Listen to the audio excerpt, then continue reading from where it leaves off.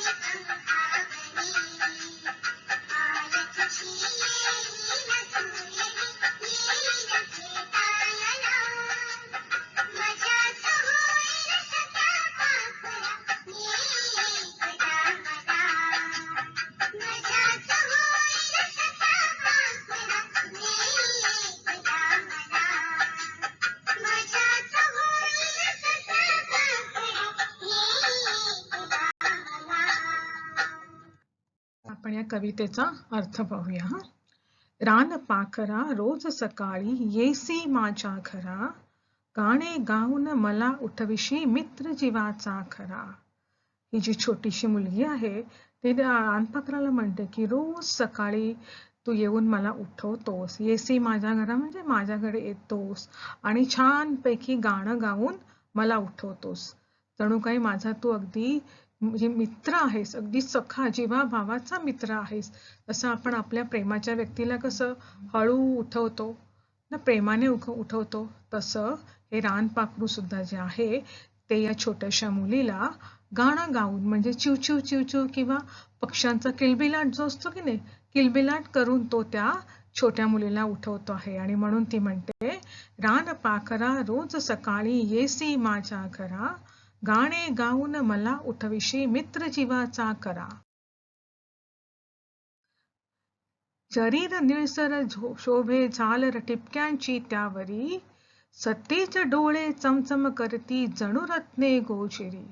म्हणजे हा जो रानपाखरू आहे, या रानपाखराचं शरीर कसं आहे, निळसर आहे. आणि बघा त्याच्या जे पंख आहेत त्याच्यावरती निळी झालर आहे आणि त्याचे डोळे जे आहेत ते जणू काही चमचम करणारे रत्न आहेत, सुंदरशी रत्न आहेत. पाय चिमुकले पंख चिमुकले देह तुझा सानला. म्हणजे हे जे रानपाखरू आहे बघा, त्याचे पाय किती चिमुकलेत, त्याचे पंख सुद्धा छोटूसे आहेत, त्याचा देह म्हणजे त्याचं शरीर सुद्धा कसं आहे, अगदी छोटा आहे. सानुला म्हणजे छोटासा. अफाट आभाळातून कैसे उडता येते तुला.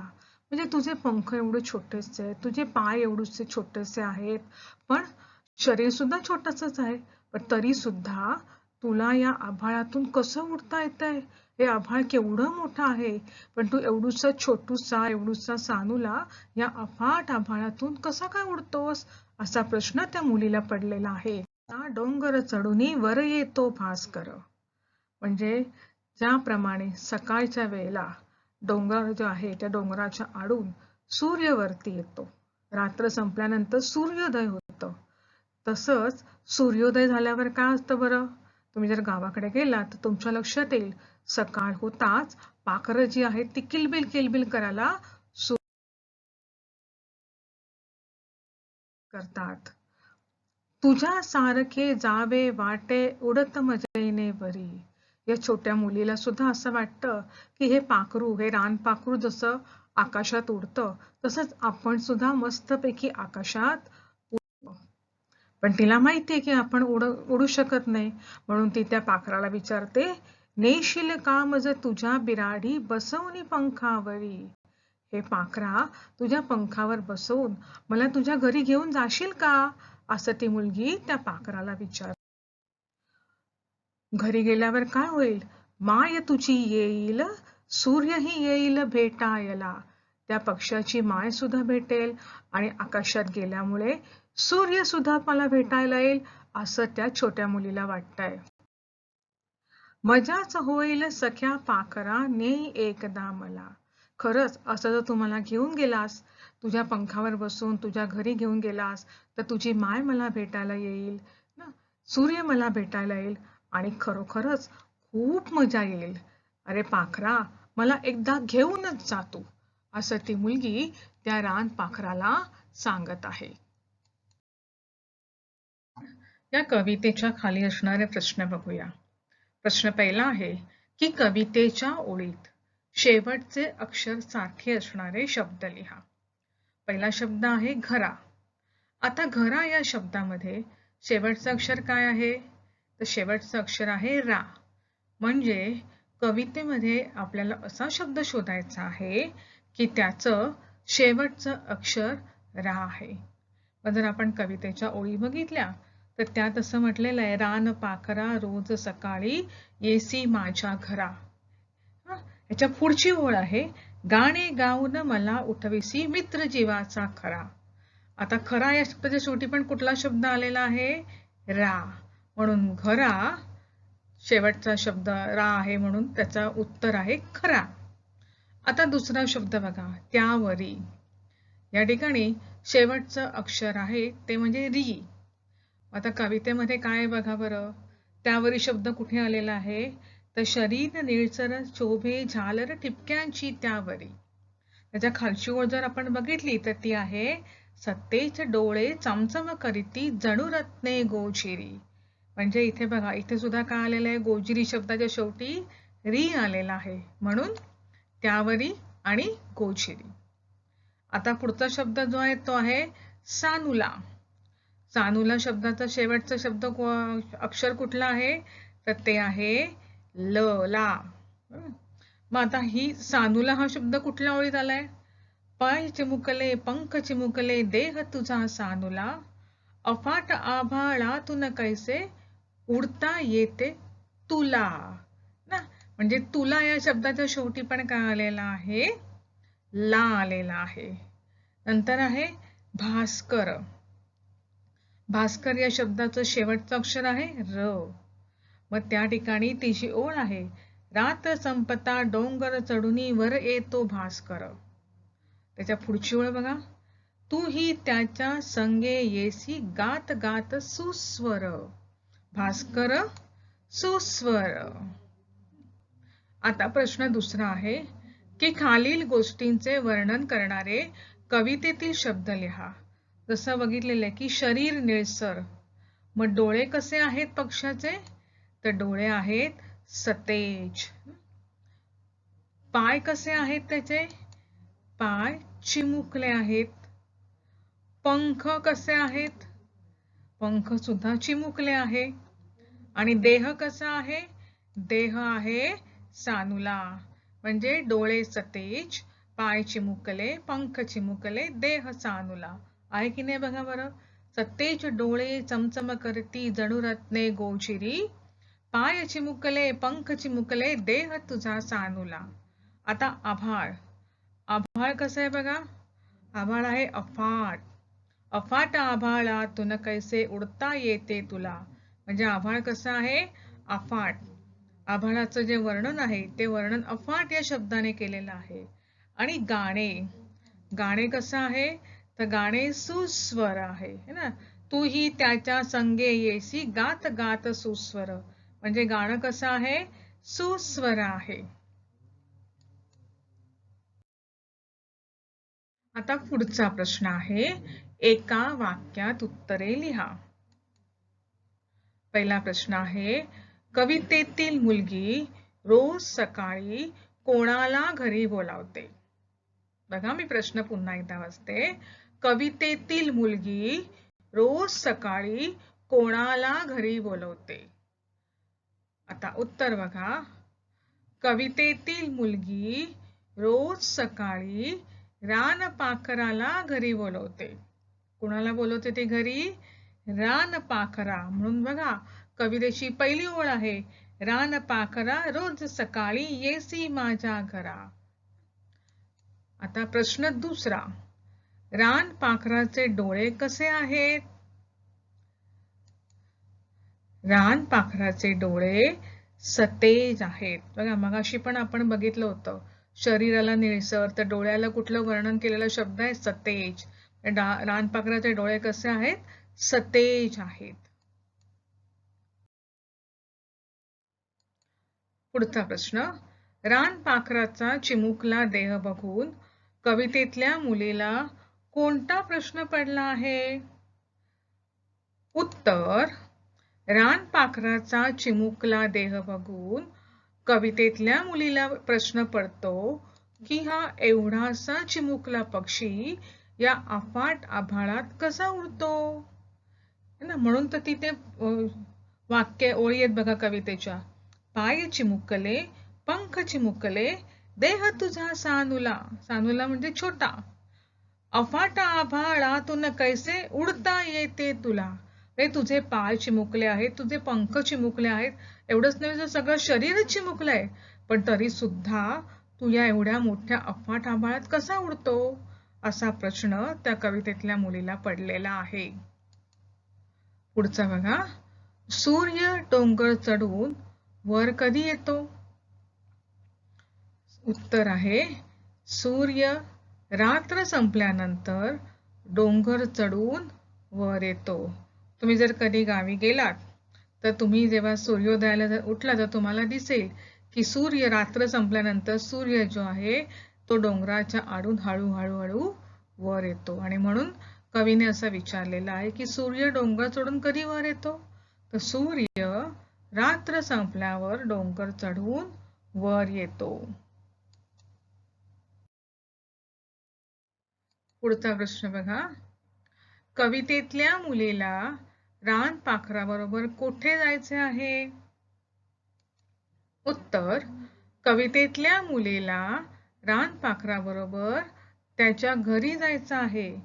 आणि म्हणून ती बघा त्याला विचारते नेशील का मज तुझ्या बिराडी बसवून पंखावरी. म्हणजे तुझ्या बिराडी म्हणजे घरी. तुझ्या घरी तू मला नेशील का तुझ्या पंखावर बसून. पुढचा प्रश्न. कवितेतल्या मुलीला भेटायला कोण येणार आहे. तर कवितेतल्या मुलीला भेटायला सूर्य येणार आहे आणि त्या रानपाखराची आई सुद्धा येणार आहे. बघा म्हणून कवितेतल्या ओळीत असं म्हटलेलं आहे माय तुझी येईल. माय म्हणजे आई आणि सूर्य ही येईल भेटायला. तुझी आई आणि सूर्य कवितेतल्या मुलीला भेटायला येणार आहेत. आता कोणाला म्हटलेलं आहे ते लिहायचंय. जीवाचा मित्र हे कोणाला म्हटलेलं आहे तर रानपाखराला म्हटलेलं आहे ना. मित्र जीवाचा खरा. गोजिरी रत्ने हे कोणाला म्हटलेलं आहे रानपाखराच्या सतेज डोळ्यांना म्हटलेलं आहे. गोजिरी रत्ने कोणाला म्हटलेलं आहे रानपाखराच्या सतेज डोळ्यांना म्हटलेलं आहे. शब्द आहेत त्याचा आपण समानार्थी शब्द शोधूया. पहिला शब्द आहे घर. घराला समानार्थी शब्द काय आहेत? गृह, सदन, आलय. दुसरा आहे सखा. सखा म्हणजे दोस्त, मित्र, त्याला म्हणतात सखा. पुढचा शब्द आहे शरीर. शरीर म्हणजे देह, काया किंवा त्याला तनू असं सुद्धा म्हणतात. रात्र. रात्र या शब्दाचा समानार्थी शब्द आहे रजनी आणि निशा. डोळे. डोळ्याला समानार्थी शब्द आहे नेत्र, नयन. सूर्य. सूर्याला समानार्थी शब्द भास्कर, दिनकर. सूर्याला मित्र सुद्धा म्हणतात बरं का. पाय, पद आणि चरण. आभाळ, आकाश, गगन.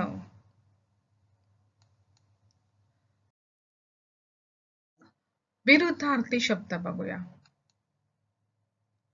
सकाळ विरुद्ध येणार संध्याकाळ. दिवस. दिवसच्या विरुद्ध शब्द रात्र. सतेज त्याच्या विरुद्ध आहे निस्तेज. सुरेल त्याच्या विरुद्ध आहे बेसूर. मित्र त्याच्या विरुद्ध शब्द शत्रू. एकदा त्याच्या विरुद्ध अनेकदा. आता पुढचा बघा की कवितेतल्या मुलीला रानपाखरू गाणं गाऊन उठवतो. मग खालील मुलं कशी उठत असतील याची आपल्याला कल्पना करायचं आहे. तसं दिलंय की रेशमाला तिची आई उठवते, रेशमा उठ लवकर. बरोबर, आपल्याला सुद्धा आपलं नाव घेऊन आई हाका मारते, उठ लवकर. तसं सतीशला मोबाईलच्या गजराने जाग येते. मोबाईल कसा आवाज करून उठवतो बघा बरं. Wake up Satish, wake up. मोबाईल मध्ये आपण जर फीड केलं तर येतं वेकअप सतीश वेकअप. किंवा आपल्या मोबाईलची जी रिंगटोन नसेल त्या रिंगटोनच्या आवाजाने आपल्याला जाग येते. दुसरं, भिकूचं घर दाट जंगलात आहे, त्याला टिंब टिंबच्या आवाजाने जाग येते. कुठल्या आवाजाने येते बघा. जंगलामध्ये का असणार, वेगवेगळे पशु पक्षी असणार आणि मग त्यांचा आवाज सतत असणार, म्हणून भिकूला पशु पक्ष्यांच्या आवाजामुळे जाग येते. रफिकच्या घरामागून रेल्वेची लाईन जाते, तो दररोज टिंब टिंबच्या आवाजामुळे उठतो, रेल्वे टिंब टिंब आवाज करत जाते. आता रेल्वेची लाईन जाते म्हणजे तो कुठल्या आवाजाने उठणार, रेल्वेच्या. आणि रेल्वे कशी आवाज करत जाते, झुकझुक ना, झुकझुक आवाज करत जाते रेल्वे. पुढचा, रेवतीचे घर घाऊक भाजी बाजारासमोर आहे, बाजार पहाटेच सुरू होतो, त्यामुळे रेवती दररोज टिंब टिंब अशा आवाजामुळे उठते. आता बघा, भाजीचा बाजार आहे म्हणजे कुठला आवाज असणार तिकडे, भाजी घ्या भाजी, ताजी ताजी भाजी, बरोबर ना. मग रेवती कुठल्या आवाजाने उठते, भाजी घ्या भाजी. जानकीचं घर एसटी स्टँडच्या अगदी मागे आहे, त्यामुळे ती दररोज एसटीच्या हॉर्नच्या आवाजाने उठते ना. एसटीचा हॉर्न कसा वाजतो, पॉम पॉम, म्हणून ती काय होतं, ती दररोज एसटी हॉर्नच्या पॉम पॉम अशा आवाजामुळे उठते. जमीलाची आई चादरीच्या कारखान्यात काम करते आणि त्यांचे घर कारखान्याच्या आवारातच आहे. जमीला रोज टिंब टिंबच्या आवाजामुळे उठते. आता कारखाना म्हणजे तिथे काय असणार आहे, भोंगा असणार आहे, म्हणजे जमीला रोज भोंग्याच्या आवाजामुळे उठते. दिनेशचे बाबा नगरपालिकेच्या बागेचे रखवालदार आहेत आणि बागेच्या एका कोपऱ्यातच त्यांचं घर आहे, त्यामुळे दिनेशला रोज कोणाच्या आवाजाने जाग येत असेल, बागेत काय बरं असतात, छान छान पक्षी असतात ना, आणि पक्ष्यांचा किलबिलाट असतो. पक्ष्यांच्या आवाजाला काय म्हणतो आपण? किलबिलाट असतो. म्हणजे दिनेशला रोज पक्ष्यांच्या आवाज किलबिलाटामुळे जाग येते ना, सुस्वर अशा आवाजामुळे जाग येते. पक्ष्यांचा आवाज सुस्वर असतो, त्यामुळे दिनेशला रोज पक्ष्यांच्या सुस्वर अशा आवाजामुळे जाग येते. बरं बालमित्रांनो, आता आपले सगळे प्रश्न संपलेले आहेत. आपण पुन्हा एकदा ही कविता ऐकूया.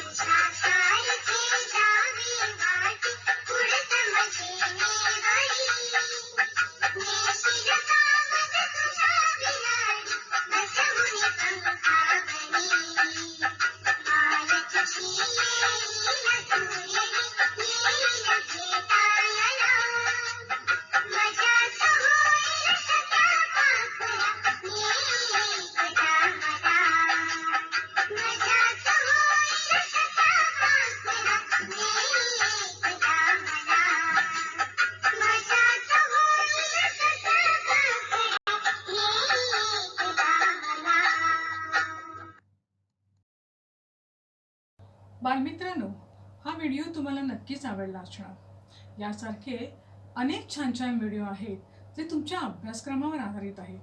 पण ते पाहण्यासाठी आमच्या चॅनलला सबस्क्राईब करायला विसरू नका. धन्यवाद.